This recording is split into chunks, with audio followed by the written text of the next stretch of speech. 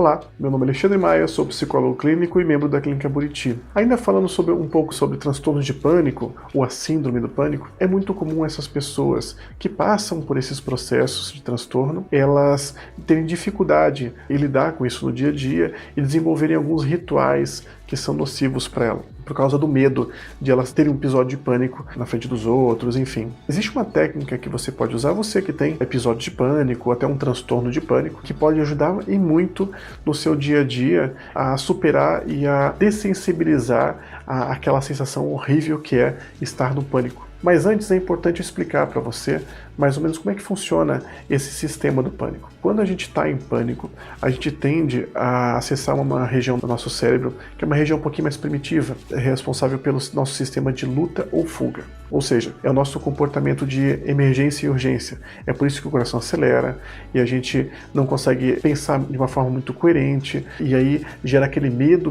de que está acontecendo alguma coisa pior, e aí a gente hiperventila, ou seja, a gente respira mais rápido. Na realidade, quando a gente chega nesse limiar, a sensação que dá é que a gente vai morrer, porque a gente fica tonto, enfim.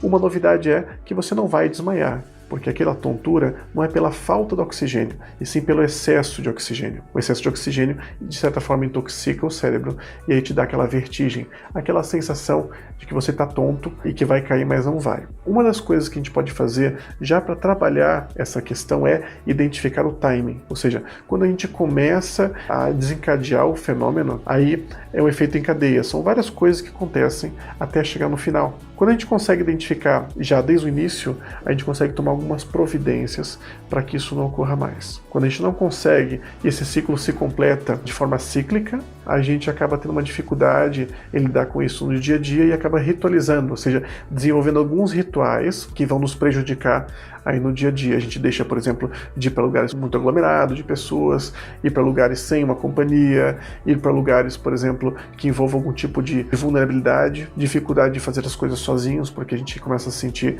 que não tem capacidade suficiente para lidar com aquilo. Então, o primeiro passo é a gente conseguir entender o timing e entender esse processo como um todo, como se desencadeia na gente, tanto mentalmente como fisicamente. Se você consegue fazer isso passo a passo, a tendência é a gente conseguir trabalhar alguns mecanismos que são mais assertivos e evitar esses movimentos que são, de alguma forma, prejudiciais para a gente, como evitar de sair de casa. A gente começa a se recolher, fazer um recolhimento social, ou seja, a gente deixa de se encontrar com pessoas, fazer coisas que nos dão prazer, porque para fazer essas coisas a gente tem que, de certa forma, ousar. E ousar, ou seja, fazer coisas que envolvam um pouco mais de independência, um pouco mais de autonomia, acaba se perdendo nesse sofrimento. Então, o primeiro passo é isso, é a gente conseguir identificar esse processo como um todo e entender claramente que excesso de respiração não causa desmaio, causa tontura. E depois que a gente não vai morrer com pânico, nós apenas vamos entrar num estado de desespero.